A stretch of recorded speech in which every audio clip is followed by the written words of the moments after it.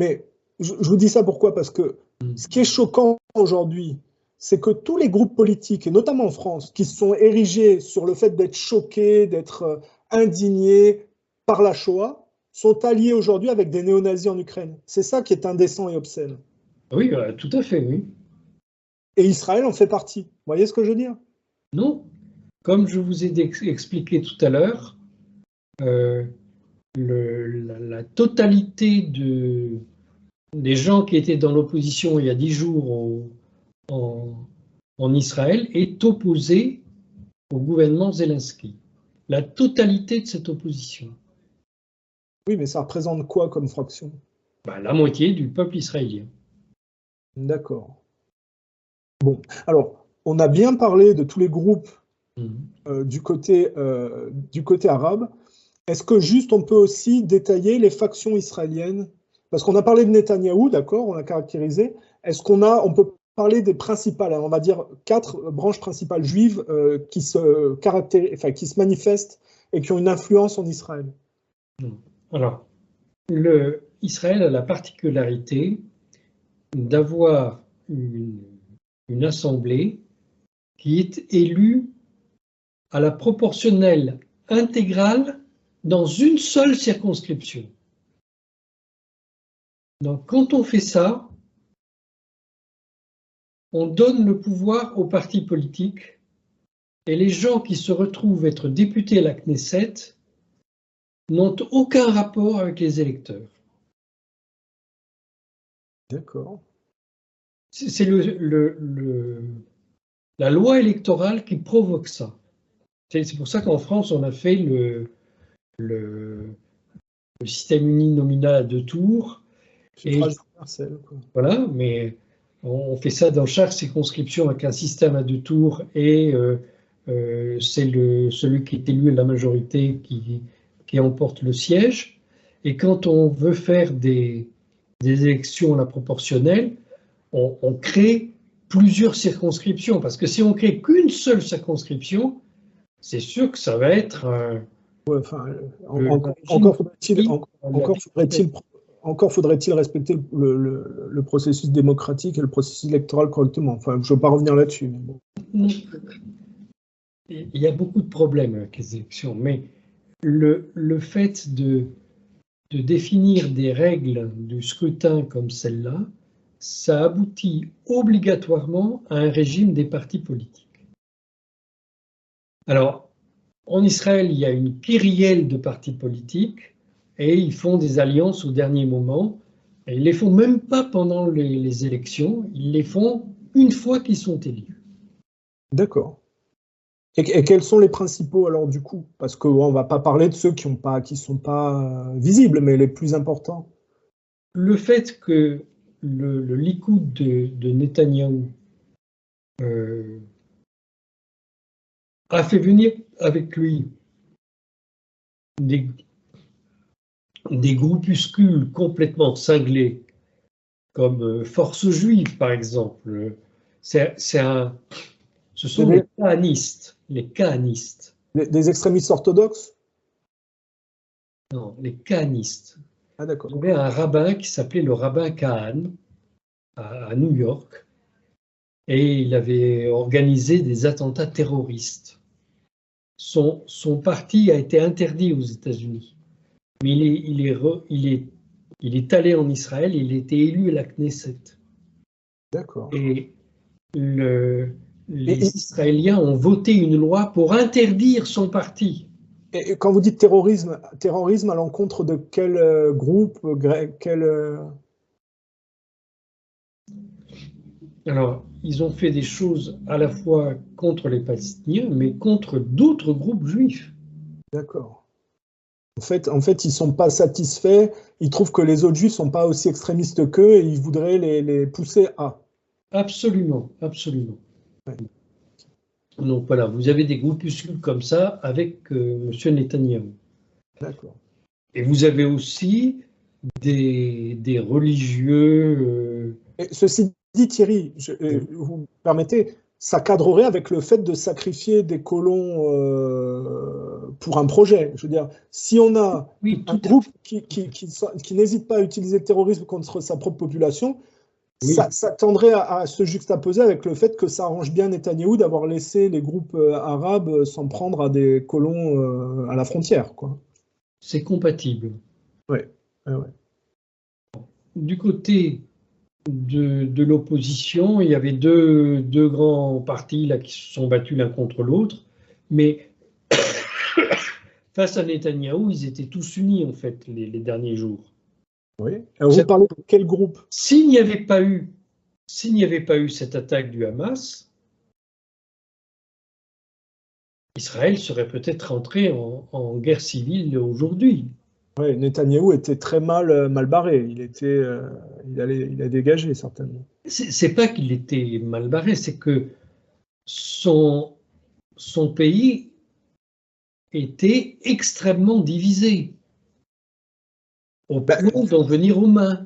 C'est quand même les positions de Netanyahou d'avoir fait des réformes qui lui donnent un peu plus les pleins pouvoirs, si j'ai bien compris. Hein. Oui, des réformes, oui, c'est lui qui appelle ça des réformes. Oui, il a changé les règles du jeu, oui. Oui, ça change en système un peu dictatorial, non, si j'ai bien compris. Il a tous les pouvoirs. Voilà, ok. Et c'est ça qui a créé la division, en fait. C'est l'annonce du fait qu'il allait mettre fin à la démocratie qui a mis le feu aux poudres. Et au moment où nous parlons, il n'y a plus de démocratie en Israël. Tout le monde répète que c'est une grande démocratie, mais d'après au moins la moitié des Israéliens, il y a 10 jours, ça n'est plus une démocratie. Donc ça l'arrange quand même bien, c'est quand même commode ce qui se passe en ce moment pour lui. Certain, d'accord. Donc il y a de fortes suspicions que ce soit planifié. Et du coup, ça que je vous expliquais tout à l'heure, c'est qu'il a laissé faire cette attaque. Oui, mais ça, c'est le minimum. Bien sûr, ça c'est le minimum. Non, on peut évidemment envisager pire. Vous savez pourquoi je dis ça? Il a comparé ça au 11 septembre. Ça, le moins qu'on puisse dire, c'est que... Oui, mais 11 septembre, comme vous le pensez, ça serait plus cohérent, c'est-à-dire un truc planifié pour justifier. Oui. C'est-à-dire pas le 11 septembre de la version officielle, quoi. Oui. Parce que moi, c'est pour ça que tout à l'heure j'ai dit le syndrome de Laurence d'Arabie et les Arabes incapables de s'entendre entre eux, c'est que moi j'avais vraiment l'impression que les groupes armés palestiniens avaient été manipulés dans ce sens ou avaient trahi les Palestiniens au profit du projet de Netanyahou moi, je n'appelle pas ça un nettoyage parce que le terme est impropre, mais de génocide. Hein. Génocide, si on tue les gens, mais peut-être il va juste les expulser en disant vous allez dans un autre pays, vous n'êtes plus chez vous ici. Enfin, à partir du moment où il y a plus, je veux dire, l'année 2018, il y a eu 30 000 morts côté palestinien. Oui. Là, on en est à, je sais pas, on va arriver à 10 000 bientôt. Vous parlez de génocide à partir de combien? Parce que là, on a des chiffres qui sont quand même assez élevés. Alors, le mot génocide a deux sens selon les gens qui l'emploient. Donc, c'est pour ça que moi, j'évite d'employer ce mot-là. Parce que, d'un point de vue étymologique, génocide, ça veut dire qu'on veut tuer un peuple. La totalité. Ouais. Un peuple. D'accord. Mais, d'un point de vue du droit aux États-Unis, et aux États-Unis uniquement, un génocide, c'est l'intention qui fait le génocide. On peut tuer 3 personnes et faire un génocide. D'accord. C'est l'idéologie et l'intention. Oui. Donc, ce mot ne facilite pas la compréhension. Alors, moi, je me considère un peu comme Monsieur Tout-le-Monde. Je n'ai pas la connaissance d'Israël que vous avez. Donc, vous avez parlé du Likoud pour le parti de Netanyahou. Quels sont les 3 autres partis les plus importants en Israël qu'on pourrait nommer pour avoir une meilleure connaissance de ce pays? Alors,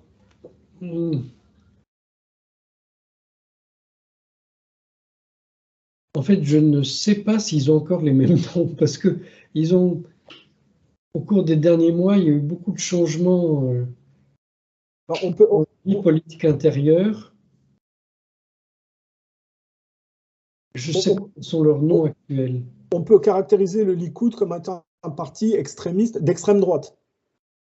Le Likoud trouve ses origines historiquement chez Jabotinsky, mais il a évolué dans un sens, dans un autre, et aujourd'hui il revient à ses origines. Donc c'est plutôt l'extrême droite du côté juif, on va dire, extrémiste. Non, vous n'êtes pas d'accord. Pareil, le mot extrême droite, pardon, c'est compliqué, c'est pour tout. Ça ne veut pas dire grand-chose. Ce sont clairement, alors, non pas les adhérents du Likoud, mais les dirigeants du Likoud sont clairement des fascistes. C'est du fascisme racialiste?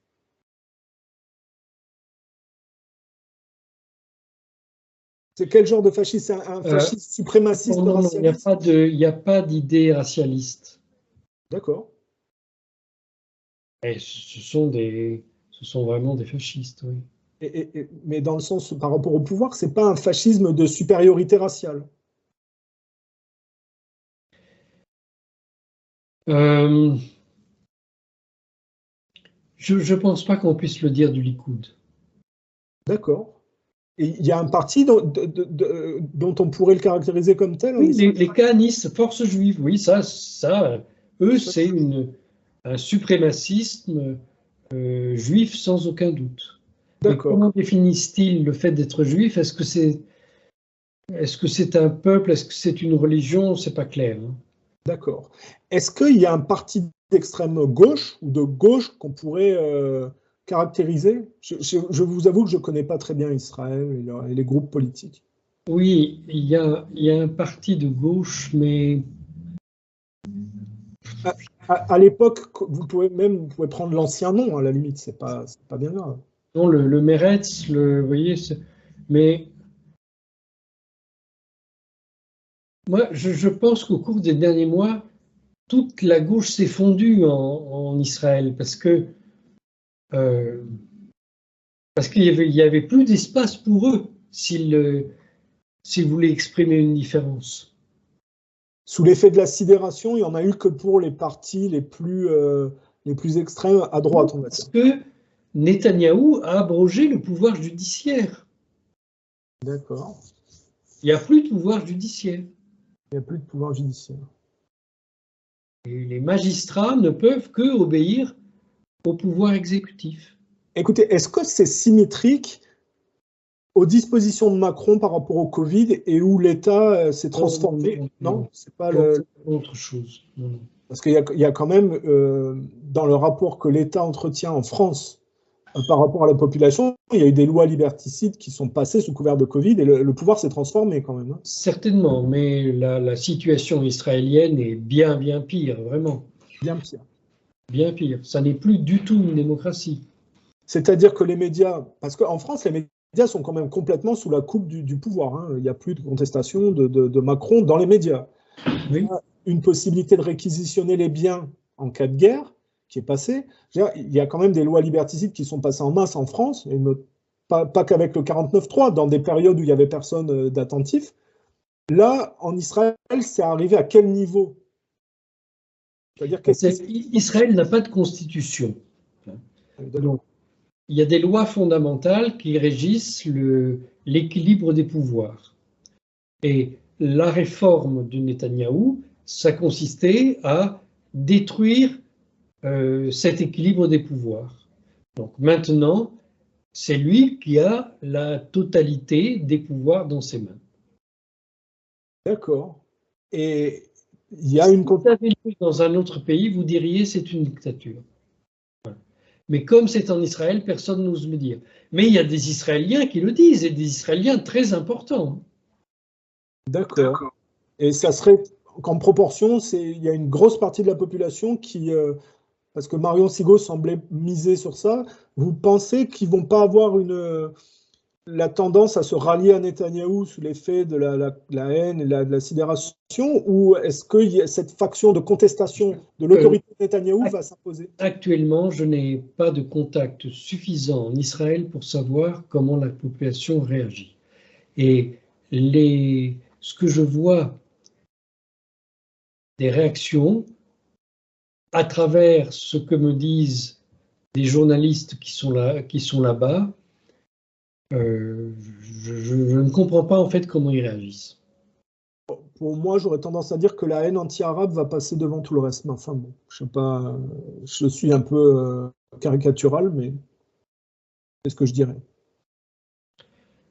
Et moi, je suis naïf et j'ai toujours tendance à croire et je tiens à croire que les hommes ne sont pas fondamentalement mauvais.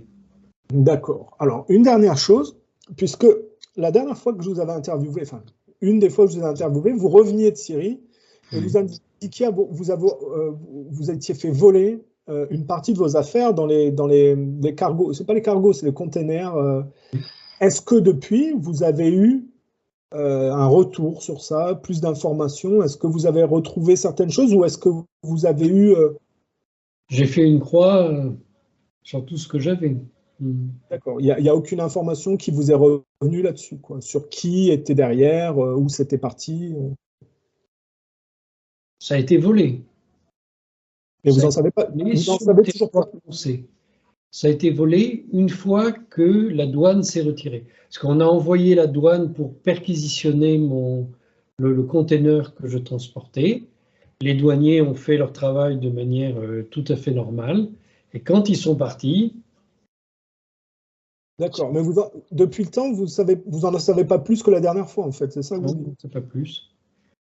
Vous n'avez pas fait de recherche ou quoi? Non. Je ne vais pas vous en dire plus, mais... D'accord, vous avez quand même cherché à savoir, quoi. Bien sûr, j'ai cherché à savoir et j'ai une hypothèse. Si, moi, le truc que je voulais savoir, c'est quand vous êtes revenu, donc maintenant, ça fait un petit moment, vous avez pu prendre vos marques, repartir. Bon, sous Macron, vous êtes plus tranquille, visiblement, il n'a pas le même aspect belliciste contre vous que les autres, on est d'accord. Qu'est-ce que vous direz de la France, a posteriori, maintenant que vous avez pris un peu vos marques, depuis que vous êtes revenu, qu'est-ce que vous pouvez dire de la France par rapport à ce que vous aviez connu avant? Alors la première chose qui m'a frappé, mais vraiment, c'est quand je suis parti il y a 20 ans, non pas 20 ans, 15, je ne sais plus.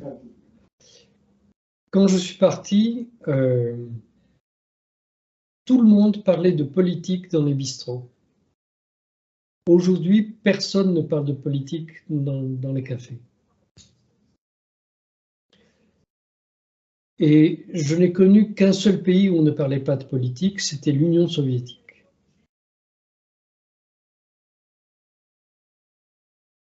Donc vous avez tendance à penser qu'on se soviétise dans le capitalisme? Non, j'ai tendance à penser que nous sommes un pays où les gens ont peur de leurs idées. Ils ont peur de ce qu'ils pensent. Je trouve ça... Je suis extrêmement surpris que la France soit comme ça. Et vous avez observé ce changement de manière brutale, en fait. C'est-à-dire que ça fait un choc, quoi. Oui, oui. Ouais. Là où en ce moment, nous voyons ces événements en Palestine et je constate que les gens sont sidérés, ils voient une horreur qui se prépare, qui a commencé sous leurs yeux, et ils n'osent pas parler. Ils sont sidérés. Vous avez quand même donc observé une chute et un changement dans les comportements de population. Mais ceci dit, vous êtes parti à la fin de l'époque Chirac, au début de Sarkozy, si je me souviens bien, je ne veux pas dire de bêtises. Tout début de Sarkozy. On a eu, à partir de Sarkozy, une France qui est carrément tombée quand même dans le pro-américanisme le plus crasse. Alors moi, je ne sais pas comment les choses ont évolué. Je vois avant et je vois après. Je constate que ça n'est plus le même pays. Ça n'est plus le même pays et c'est pas dans le bien. Hein, c'est une chute qui va dans le mauvais sens, bien sûr. Alors après, j'ai constaté une évolution dans plein d'autres domaines, mais c'est d'abord ça qui m'a frappé. C'est d'abord ça qui vous a frappé, c'est décevant du coup. Et une toute dernière chose, et là c'est vraiment plus stratégique, bon, je ne suis pas moi un adepte proche d'Alain Soral particulièrement. Il avait fait un travail d'explication que certains lobbies, notamment juifs de gauche, avaient, mais pas que, participé à faire venir des masses d'immigrés et les avaient éduqués à une haine de la France. Quand on regarde aujourd'hui le conflit avec d'un côté les pro-israéliens et les pro-musulmans, on va dire, je caricature, est-ce que vous ne pensez pas que la situation en France peut être explosive dans le fait qu'on a, par les médias, essayé de donner une version il faut être du côté des Israéliens, tandis qu'une bonne partie des immigrés sont clairement du côté des Palestiniens. Est-ce que vous ne pensez pas que les Français vont être pris en otage dans leur mauvais choix sur ce conflit? Je vous ai dit au début de cette émission que si on veut aider à résoudre le conflit en Palestine, si on veut aider les gens, pas leurs dirigeants, les gens, si on veut que les souffrances s'arrêtent, on doit rester neutre. Et imposer, comme on le fait aujourd'hui, à tout un tas de gens de prendre position, c'est être sûr que l'on va relancer le conflit. Bien sûr. Quand le garde des Sceaux a dit à l'Assemblée nationale que soutenir le terrorisme, ça valait 5 ans de prison, et que le Hamas était une organisation terroriste, donc soutenir le Hamas, ça valait 5 ans de prison. Je comprenais son raisonnement, mais je me disais, et soutenir des gens qui disent que les Palestiniens sont des animaux et qu'il va falloir les écraser, c'est du terrorisme. Oui, il y a un deux poids, deux mesures, bien sûr. Pourquoi il ne le dit pas? Pourquoi il n'a pas condamné de l'autre côté? Oui. Si on condamne, on doit faire les deux côtés en même temps. Bien sûr, bien sûr. Mais il est mieux de ne condamner personne. Donc vous êtes en accord avec la diplomatie russe, finalement? Je suis d'accord avec la diplomatie. Voilà. Quand on fait de la diplomatie, c'est comme ça qu'on doit la faire. Parce que souvenez-vous, Thierry, quand même, Messant, que Netanyahou était venu en France pour dire que de toute façon, les Français n'avaient pas le choix et qu'ils étaient pris dans ce conflit comme les Israéliens avec les Arabes en Palestine. Il y a bien une volonté juive de monter les Français contre les Arabes pour créer éventuellement un conflit civil. C'est une volonté de Netanyahou, c'est pas pareil. Une volonté d'une faction juive, allez, d'accord, je suis d'accord avec vous, d'importer un conflit de civilisation pour faire basculer les Français ou dans la justification du génocide contre les Palestiniens, quelque part, ou d'importer un conflit de civilisation pour que ça pète en France. C'est le travail d'Alain Soral qui l'expose. Moi, je trouve que je ne suis pas un fan plus que ça d'Alain Soral, j'ai rien contre lui, on lui doit beaucoup parce qu'il a fait un gros travail au niveau politique d'expliquer comment ça marchait. Et je pense que son analyse d'importation du conflit de civilisation en France est tout à fait lucide sur ce sujet. Vous êtes d'accord avec ce positionnement? Je pense que c'est quelqu'un de très intelligent, oui, ça c'est sûr. D'accord. Donc vous aussi, vous validez cette importation du conflit de civilisation en France par une faction juive? Je partage cette partie de sa pensée, mais je ne partage pas d'autres parties. Bon, le mot de la fin, on va essayer d'être positif. Allez, deux choses. Comment voyez-vous, qu'est-ce que vous proposeriez, vous, pour que ce conflit s'arrête? Est-ce qu'il y a une solution? Mais bien sûr, mais tout le monde la connaît, la solution. On applique le droit international. Donc, ça veut dire que toutes les colonies palestiniennes, enfin les colonies israéliennes en Cisjordanie, tout ça, ça doit être évacué immédiatement. On accorde le droit au retour. Ça veut dire que les Palestiniens qui veulent retourner dans le territoire israélien ont le droit d'y retourner, de s'y installer. Et ça veut dire aussi que l'État israélien doit indemniser les Palestiniens qu'elle a obligés à fuir. Voilà. Qui pourrait... Tout ça, il y a quantité de textes des Nations Unies qui l'ont expliqué. Il suffit de l'appliquer. Et dans quel cadre ça pourrait s'appliquer? Qui pourrait pousser à ce que ça s'applique? C'est là qu'est le problème, parce que normalement, il faudrait qu'il y ait un Nelson Mandela israélien qui applique ça, mais non. On ne voit pas qui va faire ça. Bon. C'est-à-dire que vous voyez uniquement un responsable israélien et un responsable palestinien qui doivent faire ça. Mais le problème, c'est que je n'en connais ni l'un ni l'autre. D'accord. Ok. Bien. Et, allez, une toute dernière chose. Vous continuez de faire de la politique ou vous avez complètement arrêté en France? Est-ce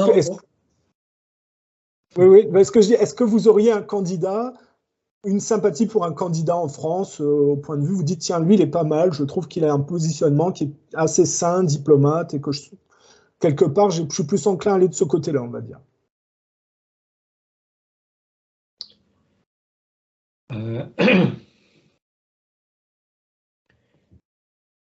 Je ne pense pas que les partis politiques actuels